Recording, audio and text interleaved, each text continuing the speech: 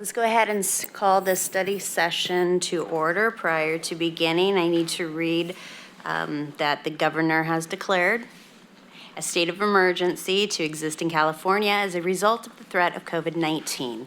The governor also issued Executive Order N-25-20, which directs Californians to follow public health directives, including canceling large gatherings. The executive order also allows for local legislative bodies to hold meetings via conference calls while still meeting state transparency requirements. The public's health and well-being are the top priority for the City of Yuba City, and you are urged to take all appropriate health safety precautions. To facilitate this process, this study session, will be available via Zoom. Okay, so with that, we'll turn it over to, shall I turn it over to you, Ben, for introductions of our presenters?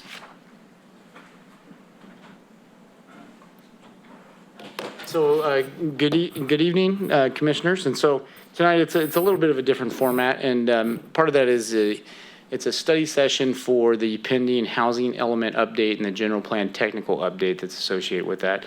And so our consultant team, Placeworks, is online via Teams, and they're going to share their video from that screen, and then Ashley is going to also flip through it here. And so it's a little dynamic with the hybrid situation as always. And so with the hybrid, we have public online via Zoom. We have the consultants and city attorney on via Teams that we can interact directly with. Yeah. The public interacts via chat. And so we did send this out to social media because it was a public workshop to, if there's any sort of comment.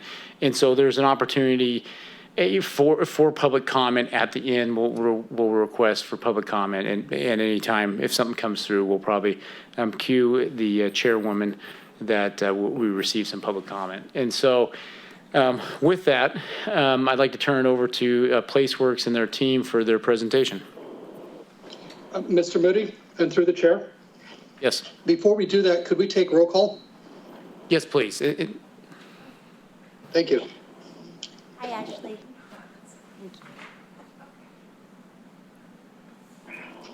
Chairwoman Blake. Present.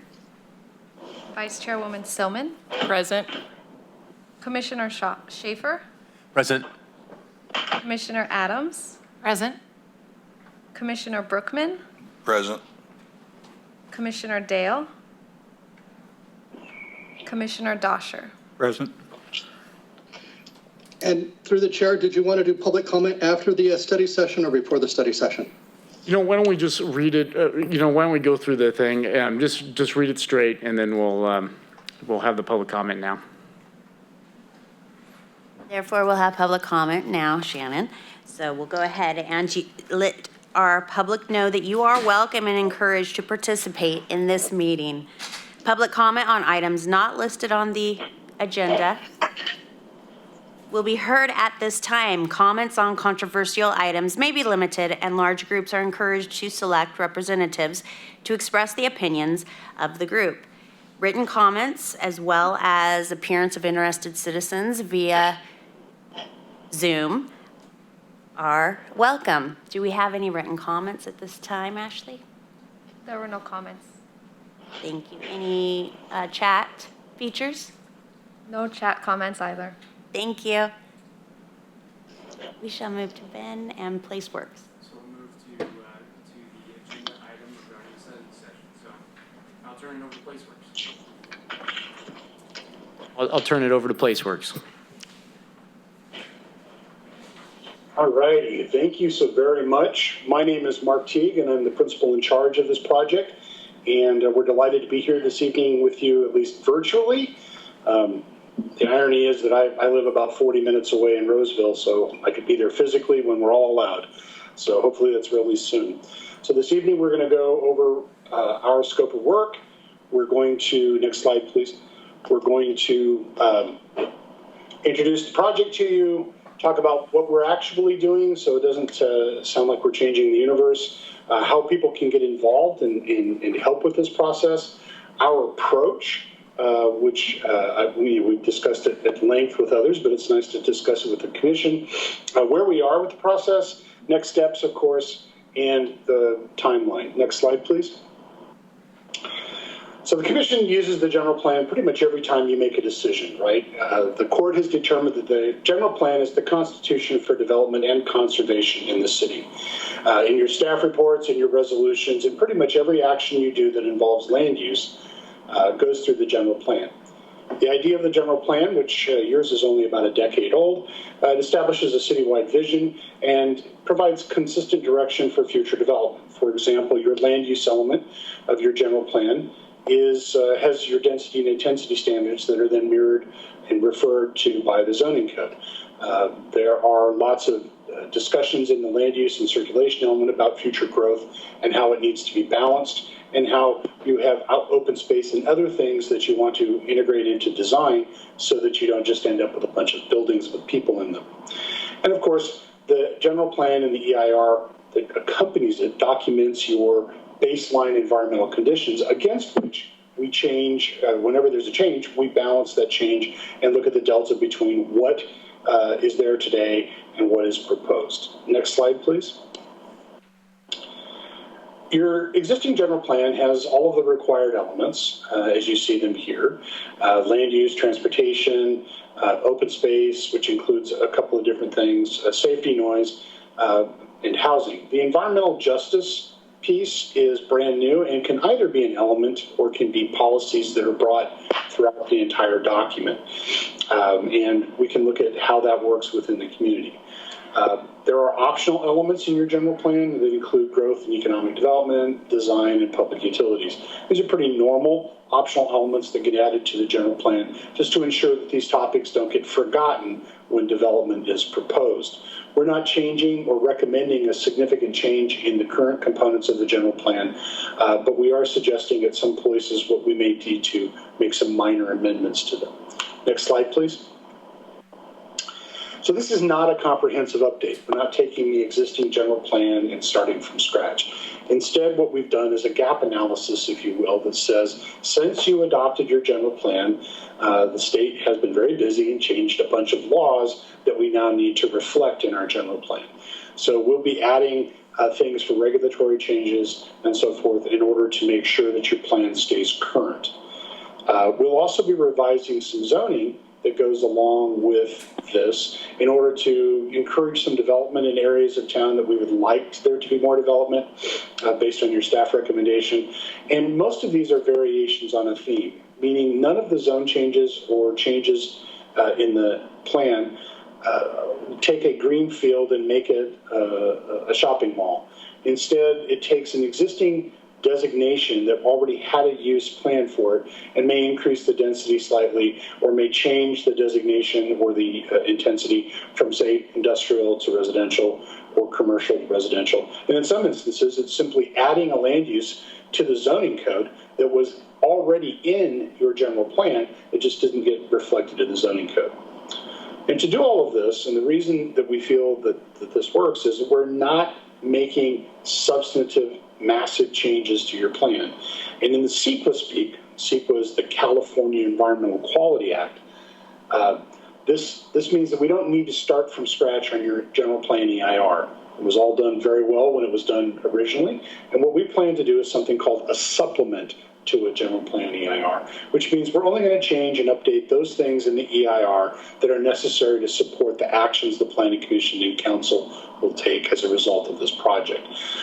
So from our perspective, this is a minor technical update. Think of it as a tune-up on your truck.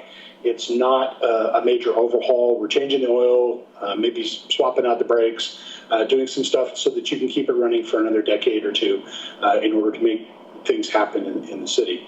One of the critical things that is being updated as a result of this is the mandatory update to your housing element. And we'll get to that in just a little bit.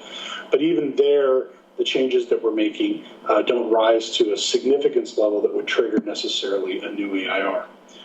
So what I'm going to go on to next are, if there's any questions at any time, please just stop me. Otherwise, I'll prattle on forever. So if there's no questions at this point, then I'll get on to the recommended changes that will be before you as a part of this project. Next slide, please.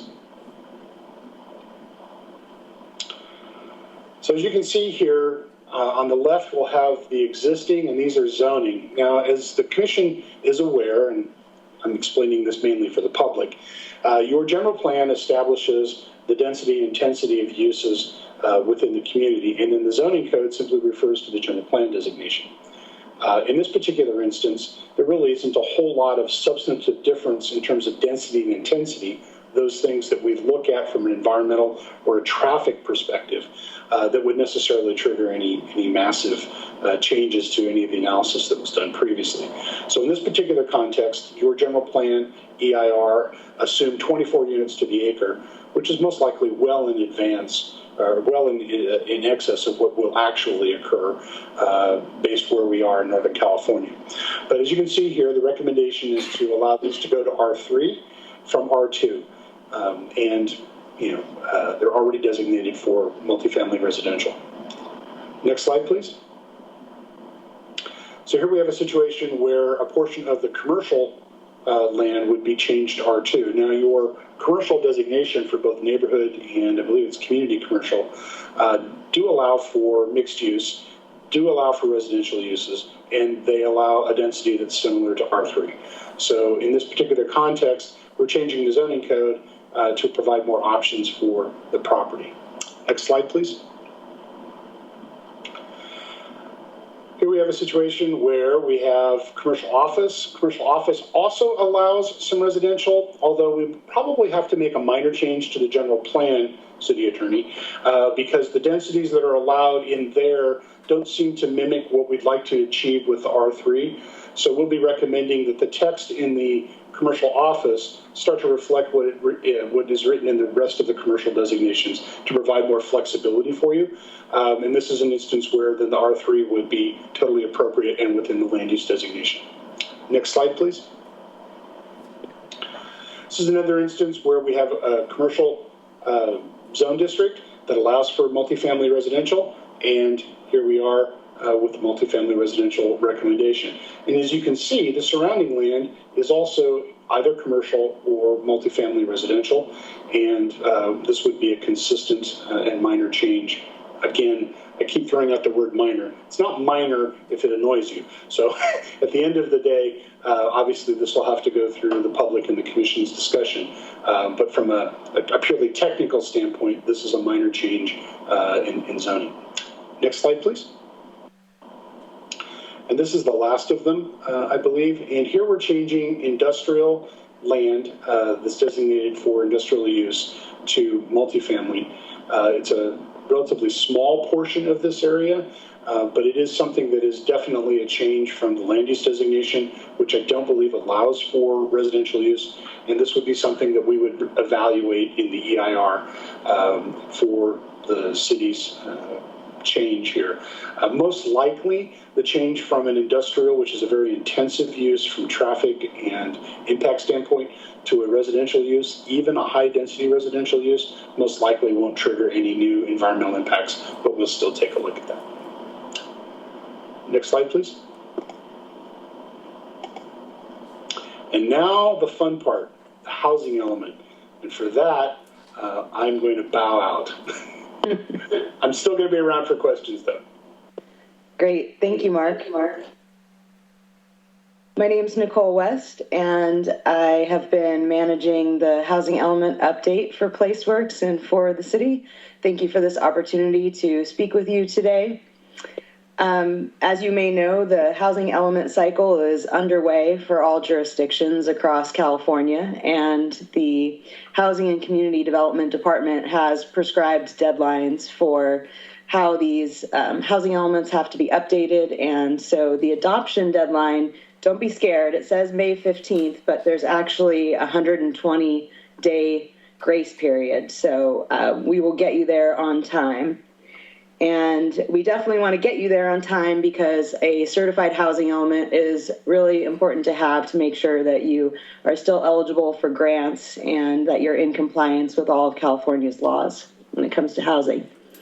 So let's keep going. The housing element is an analysis of existing and projected housing needs. We look at all kinds of opportunities for housing, land-based resources, administrative and financial resources.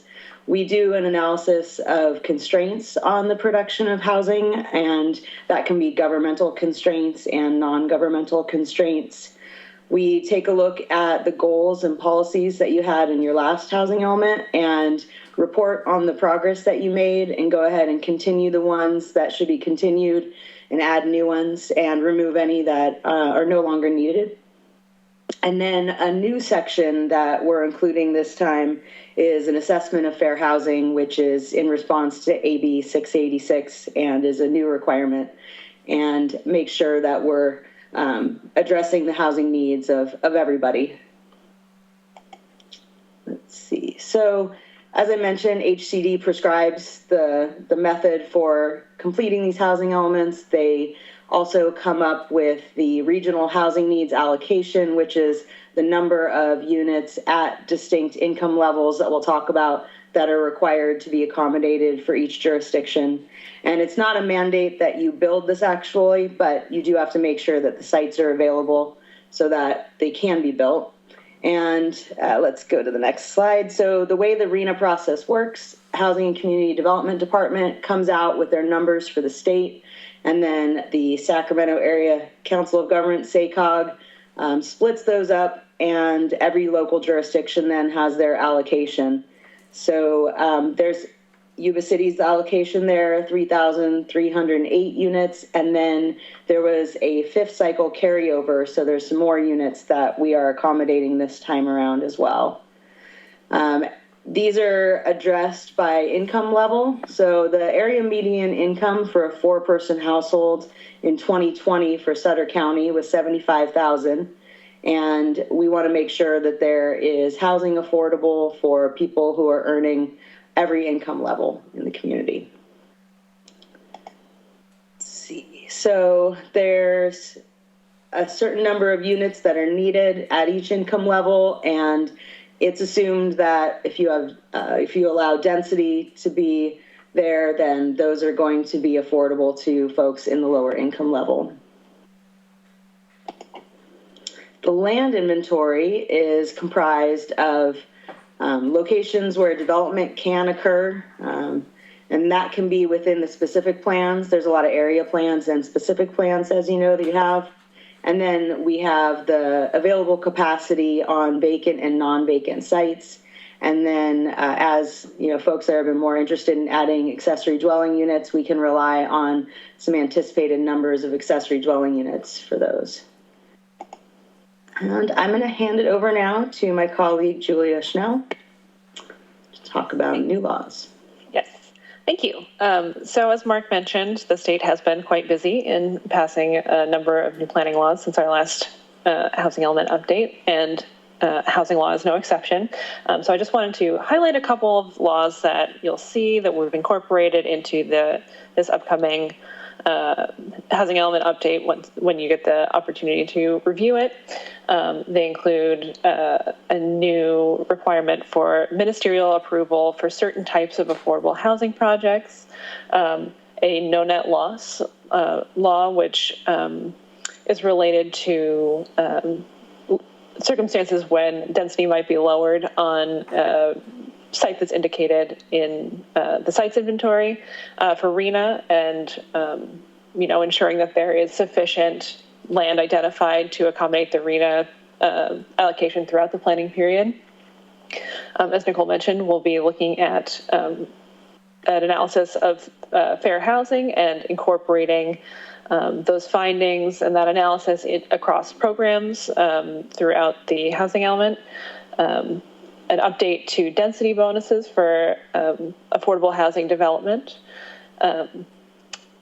new requirements for sites that are reused from the last housing element to accommodate RHNA in this housing element, and changes to facilitate the development of emergency shelter and supportive housing, including reducing parking requirements. Next slide, please. So just a couple others to look out for. Accessory dwelling units, a number of laws have been passed to eliminate barriers to development for accessory dwelling units, or ADUs. we'll be looking at the reasonable accommodation procedures that the city has for persons with disabilities and making sure that the city's policies don't don't cause a barrier to persons with disabilities from accessing housing. There are 2 new code updates related to employee housing and how those are considered in relation to other residential uses. And then AB 101, which requires low barrier navigation centers to be permitted in any mixed use or non-residential zones that allow multifamily. So there are a variety of best practices that are then incorporated into what is considered a low barrier navigation center. Next slide, please. So just moving forward, where we are in this whole process, this spring and summer will be releasing a public review draft of the housing element and also submitting it to the state HCD for their review. We'll also be working on an administrative draft of the general plan, and we'll be coming back to you later in the summer to get your feedback on the public review draft, and hopefully you'll recommend that it'll be adopted. Then we'll also be working on the environmental CEQA documentation for the housing element. And then come the end of the summer and into early fall, we'll be bringing the housing element to City Council. And once it's adopted, we'll be also submitting it again to the state for their review and certification. And then following that, this fall and winter, we'll be working on the EIR for the general plan update, and we'll be presenting a public review of the general plan and adopting that this coming spring. Next slide, please. So in the short term, our next steps, we'll be getting feedback on the draft housing element when we release it to the for public review in the next couple weeks. We'll also be submitting it to the state for their 60-day review, and you can get updates on that through the city's website, yubacity.net. Thanks. And for those of you following along, yes, that's 2 CEQA documents, one for the housing element that must be adopted well in advance of the general plan update, and another for the general plan itself. We don't anticipate there to be substantial or significant changes. In the housing element, most of the changes there are likely to be policy level, which have little to no physical impact on the environment, which is of course what CEQA looks at. So from our perspective, and we've done this a number of places up and down the state, we would process an addendum which would allow the commission and the council to essentially bank on their current general plan EIR to approve the updated housing element. And then when we do the general plan, and we get the final comments and changes to the general plan, then we'll have the ability to have the supplemental EIR that can encompass the entire document. So that's why there are 2 in order to make the rapid timeline and stay within 120 days.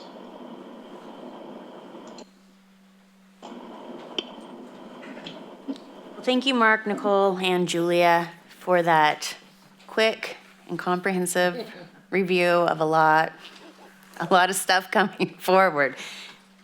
So, did you want me to turn it over to you, Ben, at this time, or can we take questions, concerns? You know, really, it's open for questions if the planning commissioners would like to get into the weeds on any of the items or any of the stuff.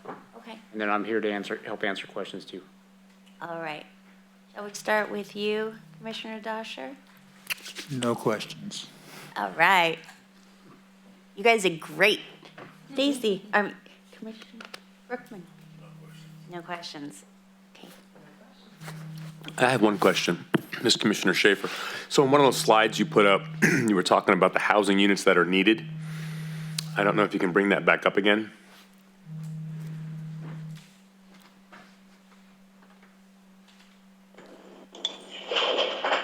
Yeah, Yes, go to the I next can. slide where you broke it down by category. Sure, yes. Yeah, just a one more. second, sorry. The other way. I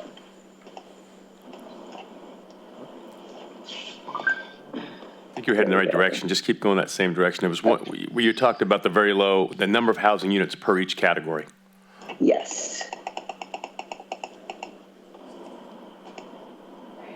Yeah, I think that's it. Yeah. So I was just curious. Since, Yes. Yeah. yeah, that's the right one. Since, obviously there's a huge push for affordable housing in all communities, I'm just curious as why the units needed for the above moderate income, which is the highest income levels we have, is higher than the very lowest income requirements.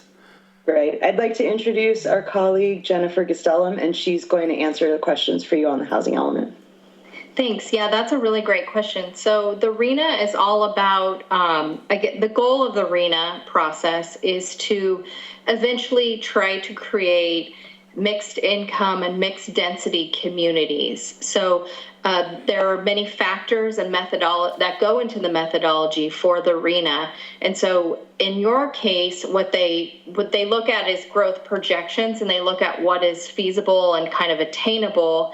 And they look at, they do consider what is somewhat existing as well. So each round, these numbers change slightly. So in your case, because there is the 1,400 for above moderate, there is obviously a recognition that there is existing potentially smaller units and more affordable units. And therefore, by having a higher above moderate, it's kind of trying to balance out the community. So the goal, again, over this is try to create balanced communities where you have all these densities available. So yes, that is what is intended here with this.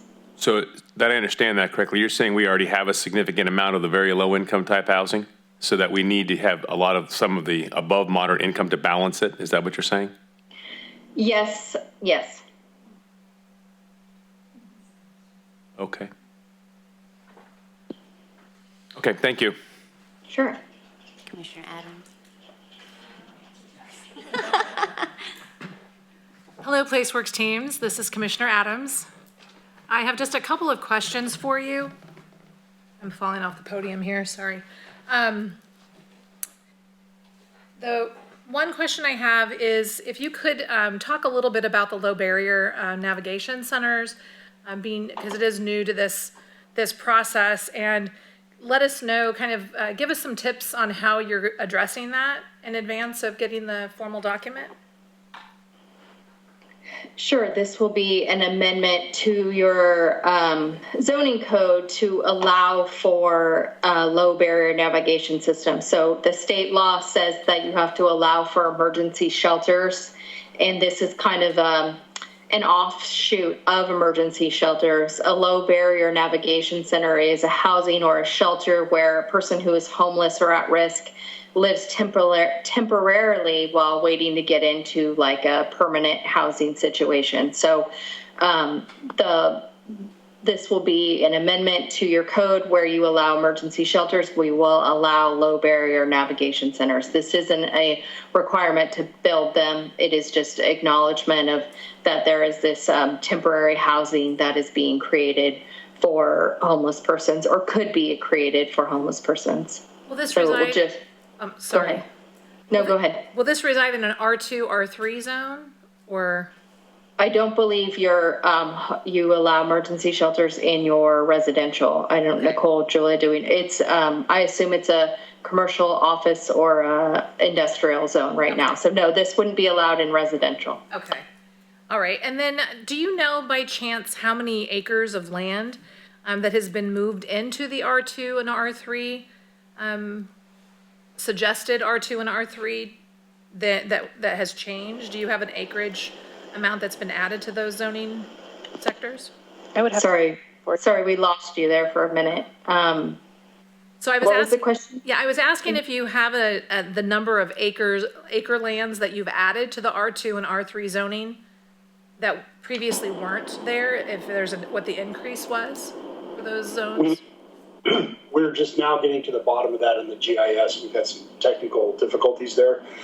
We can get that back to the commission later on, but I don't have those numbers in front of me right now. I'm sure it'll be in your final presentation, but those were just some of my curiosities. All right, thank you so much. Sure. Thank you. Those are great questions. concerning especially, so when you, Commissioner Adams, concerning the addition of what you're looking for, in what time zone are we speaking to? The addition of the R2, R3, that would be a part of the update that they would be making a proposal on the general plan. That would be Which would be And to add to that, baseline data, what? on those proposed changes, most of that has come from the staff level, looking at where we've heard from the community, from the owners, that there's a request to build at a higher density. And so we took that analysis and worked with PlaceWorks. Really, it's helping a lot of those property owners that have asked for higher use, and it's going to keep them from going through the rezone process because we're doing it through the housing element change. And so where you see some of those are on Butte House Road, where we have a use permit for or we have a proposed apartment complex to come in. We have, on Tharp Road, I think you saw where there was a potential condo site at one time coming through. And so really a lot of these are staff level. Hey, we've heard that these people would like to change to that higher intensity. And so it's kind of a win-win for the city to meet our arena needs and also help the property owners to not have to go through a rezone process. Can I ask one more question? Absolutely.